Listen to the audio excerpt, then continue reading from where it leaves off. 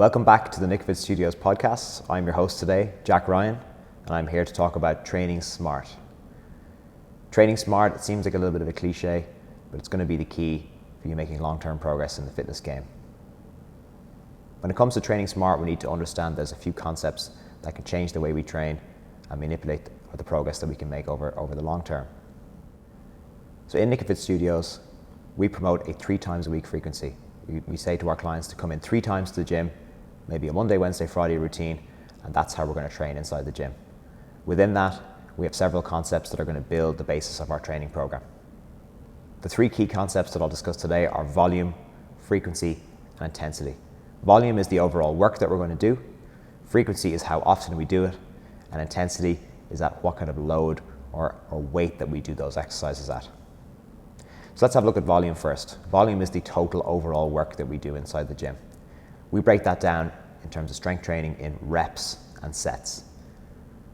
When it comes to increasing our volume over time, we can either increase the number of sets we're doing or we can increase the number of reps. As we get a little bit more experienced, we can obviously tolerate more volume. Our body has adapted and we can do more work. So as we increase our volume, we also need to look at our frequency. If you start in the gym and you're going to the gym once a week, you can increase your volume just by increasing your frequency to 2 times a week. You've automatically increased your volume. So by increasing your frequency, you can increase the volume. Then you can also, when we're going up to 3 days a week, spread that volume across 3 training sessions. You don't have to come in and do it all in one day. You can come in and do it on your second day and your third day. So volume and frequency are going to be the way we manipulate how much work we do. But the intensity is then the key point here is how hard we go, how heavy we go. At the beginning, we're not going to be going very heavy. We're going to be focusing on the movements. We're going to be focusing on learning proper technique, lifting safely. As we get a little bit more experienced, we can increase the complexity of the movements and increase the load. That's where the intensity comes up. So when I'm looking to increase intensity on my lifts, I'm looking at the amount of weight that I'm doing, but then I'm also working backwards. I'm looking how often I'm doing it, how frequently I'm doing it, but also how much volume I'm doing, how much overall work.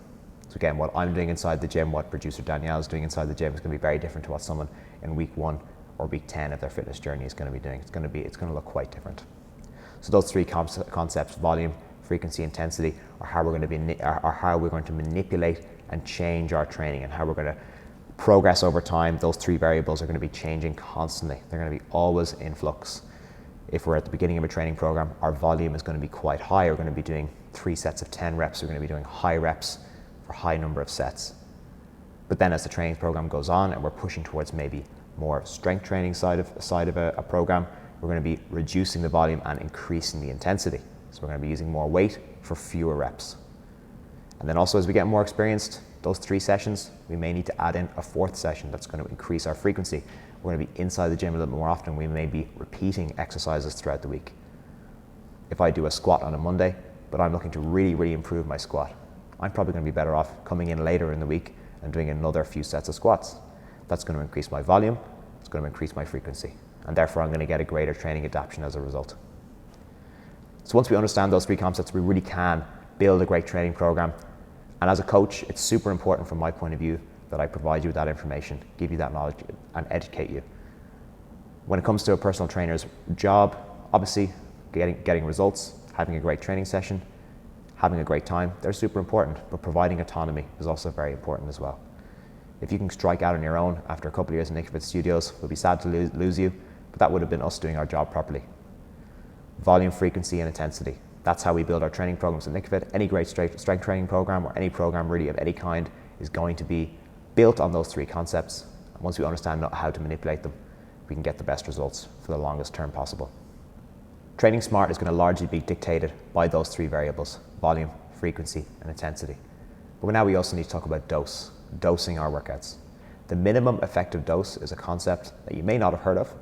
It's not a sexy phrase. It's not something that's going to get a lot of likes on Instagram, but it's a way that we can understand how we can stimulate growth, stimulate change within our body by doing as little work as we can possibly get away with. I'm just going to say that again, as little work as we can get away with doing.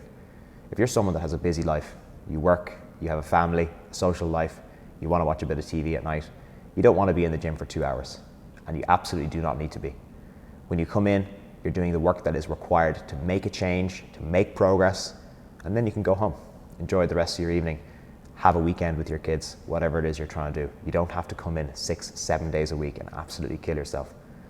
Yes, you'll make progress if you do that, but really, could you make that progress doing 3 great workouts instead of 6 pretty mediocre ones where you're absolutely destroying yourself and not being able to recover in between? Yes, you absolutely can make that progress on 3 days. So that's why we promote the system that we do. So that's going to segue nicely into the conversation about recovery. A huge part of training smart is the recovery aspect. Training is cool. It's nice to come in and hit some deadlifts, do some push-ups, run on a treadmill, really get a great training session. But what we do in the other 23 hours of the day is really, really important. I'm going to talk about sleep, hydration, and nutrition. That's the hierarchy. If we're getting enough sleep, and we're drinking enough water, and we're fueling our body correctly. Training smart, anyone who's made long-term progress in a sport or inside of the gym is probably taking care of those three things quite well. So sleep, anywhere from 6 to 9 hours can be quite adequate for most people. I think we live in a society that is chronically sleep deprived. We have so many stimulants in our lives, screens, phones, kids, bright lights, all this kind of stuff. There's a lot of noise coming our direction. We need to prioritize our sleep. Create an environment where we can get those adequate hours that are going to be the absolute 100% biggest tool in our toolbox for our recovery. Then we can look at water, hydration. It's really important that we stay hydrated throughout the day. Our body can't function properly without sleep, and it can't function properly without water. Having something like a water bottle or a flask with you throughout the day if you're working in an office or if you're on the move can be really important and really hugely beneficial to your recovery. And then lastly, the nutrition. You're probably surprised that I'm coming to that as the least important of the 3, but realistically, once those first 2 boxes are ticked, that's when we can really start honing in on the nutrition. So when it comes to nutrition, it's not super complicated. If we go back in the Nick Fit Studios podcast, you'll hear myself and Katie talking at length about nutrition, macronutrients, and protein. So I don't need to rehash that right now, but if you're ticking those 3 boxes, that's a huge part of training smart. The recovery aspect is absolutely vital. So when it comes to a great training session, when you step inside the gym, we don't just go straight underneath the barbell. We don't just jump straight into a heavy set of split squats or a heavy set of push-ups. We're going to be doing a proper warm-up to get our body ready. So when you step inside Nick Fit Studios, you'll always be doing something called a ramp. Raise, activation, mobilize, potentiate. That's our system for warming you up. Any good strength training program is going to have a fairly extensive warm-up. Somewhere 5 to 15 minutes is probably adequate for the majority of people. 5 being the absolute minimum, up to a slightly longer 15-minute warm-up, which could involve a lot of activation or cardio work. So that is preparing the body. It's getting ourselves ready. It's bringing the body from a cold state up to a warm state of readiness. So let's go through that acronym, the RAMP acronym. The raise is where we're just raising our heart rate, raising our body temperature. If you're training smart, you're not going to go into a training session cold. When your body is cold, the muscles aren't firing, you're not going to be able to move, and you're at a higher risk of injury. So raise is a huge important component of that. It may just be coming in and doing a walk on the treadmill or a very light cycle, just something to get the heart rate going. Then we talk about activation. Activation is where we're activating the muscle groups that we're going to be using that day. Let's take it for instance here, if we're doing a deadlift, we need to make sure our glutes, our hamstrings, our quads, and our core are fully switched on. Because if we're going to do a movement correctly, we need to make sure those muscles are firing so that we can do the movement safely and effectively. Next comes N, mobilization or mobility. So mobility is not flexibility. That's a key concept to understand. Flexibility is how much we can stretch something. Mobility is moving through a movement, moving through a range of motion. Let's take a great for instance here is our squat. If you can squat down with your hips below your knees in a nice safe position with your feet flat, that's great squat mobility. But you might not be able to do that straight away. After you do your raise and your little bit of activation, we're going to move through some movements that are going to put you through that specific range of motion before we start loading you up. I'm not going to put a heavy barbell or a heavy dumbbell in your hand if you can't safely run through a nice bodyweight squat first. Then lastly, the P is potentiation. This is a little bit more of a subtle concept and a bit more training focused. So in strength training, potentiation is working the specific movement that we're going to do that day. So again, let's take that squat as an example. You may be doing heavy barbell squats that day, a back squat. So we're going to do a light set of bodyweight squats or a goblet squat beforehand. That's going to potentiate. It's going to get us into the exact same movement that we're looking to replicate within the session. So far, we've spoken about our volume, our frequency, our intensity, as well as our recovery and doing an adequate warm-up before our training sessions. But now let's look at those training sessions themselves. When it comes to doing an effective workout, we need to be obviously manipulating those factors of volume, frequency, and intensity. We also have to have the correct exercise selection and getting the most bang for our buck out of each workout. So when I'm stepping into the gym, or when my clients are stepping into the gym, we're going to be focusing primarily on compound exercises. Compound exercises are multi-joint movements: squats, deadlifts, push-ups, any kind of overhead pressing, or chin-ups. Exercises that hit large muscle groups, multiple muscle groups in the body, and we get the most bang for our buck out of those movements. Compound exercises are super important for strength training. They build proper movement, they enhance our range of motion, they can help us build muscle, they can help us improve the strength of our connective tissue, bone density, as well as just building overall resilience in our body and improving athletic ability. On the other side of the coin, there are isolation movements. So a compound movement is multi-joint, isolation is single joint. These are smaller exercises, such as something like a bicep curl, a hamstring curl, or maybe something even like a calf raise, isolating a single muscle group or isolating a single joint. These isolation movements can be put in towards the end of a session to target specific areas. If you're a man and you're looking to fill out the sleeves of your t-shirt, you may do a few bicep curls. If you're looking to target your core or your glutes, you can do some targeted isolation work on those areas. We can also add in a monostructural cardio piece at the end of a session. So that could be some sprints on your bike, some sprints on your treadmill, or some longer, low intensity, steady state cardio. These are great ways to make the workouts a little bit more specific to your goals, enhance the enjoyment of the session. You may love to do a few bicep curls at the end of your workout, or you may love to chase that burn that you get from a good cardio workout. And this is how we structure a great training session. We hit those big compound movements at the beginning of a session, the exercises that are bang for your buck, targeting the most muscle groups, improving our range of motion, improving our strength, building muscle, improving our bone density, increasing all those aspects that are such the absolute biggest benefits of strength training, as well as burning a lot of calories. If you're a fat loss client and you're someone who really wants to lose weight, that's going to be your best way to do it.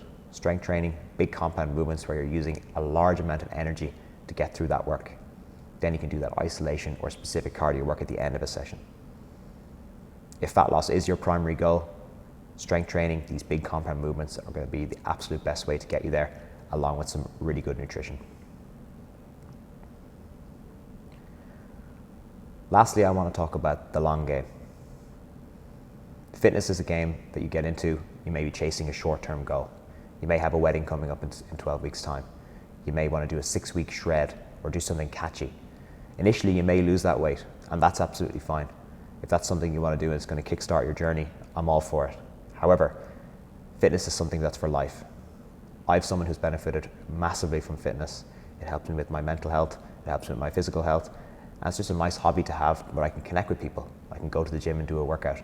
I can see my community inside NickyFit Studios. It's something that really should enhance your life, not detract from it. So a major part of training smart is that we actually enjoy our training. This long game, it's going to be really hard for you to do that if you really hate the training. So if you pick a certain style of training and after a few weeks, you've given it a good go, and you're like, this is absolutely not for me, then you may need to try something else. This is why strength training and personal training is so successful, because we can tailor the workouts to specific what you want to work on and make the workouts that bit more enjoyable for you. We realize that everyone doesn't enjoy being in the gym as much as us. So we need to increase that enjoyment, create a little bit more variety, and provide a great training session and an enjoyable experience for you. Fitness is for life. As great as it is to lose 5 or 6 kg in 6 weeks, it's really important that we keep it up for 6 months, 6 years, 16 years. Fitness is for life, and when you look at it that way, it takes the pressure off. You can come into the gym and enjoy your workouts. You don't have to come in and absolutely kill yourself and you're not up against a deadline constantly. Once you remove the idea or remove the pressure that this is a short-term experience, you can start to enjoy it a lot more. For me, a massive part of training smart is that we're actually enjoying what we're doing.